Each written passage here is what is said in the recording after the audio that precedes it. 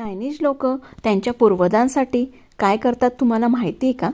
जसं आपल्याकडे श्राद्धाचा महिना असतो आणि आपण त्या दिवशी आपल्या पूर्वजांसाठी श्राद्ध घालतो, त्यांना जेवण बनवतो आणि तो जेवणाचा घास आगारी म्हणून आपण टाकतो. आणि तर असाच एक दिवस हे चायनीज त्यांच्या पूर्वजांसाठी करतात.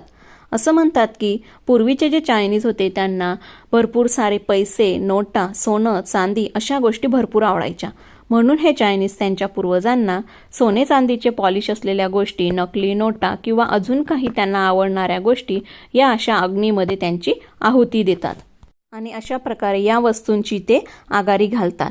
आणि पुढच्या महिन्यात म्हणजेच मे महिन्यामध्ये पुन्हा एकदा ड्रॅगन फेस्टिवल येतं, तेव्हा ते एका पानामध्ये असे तांदळाचे डम्पलिंग बनवून ते समुद्रामध्ये त्यांच्या नावाने टाकतात व त्यांच्या पूर्वजांचा आशीर्वाद घेतात.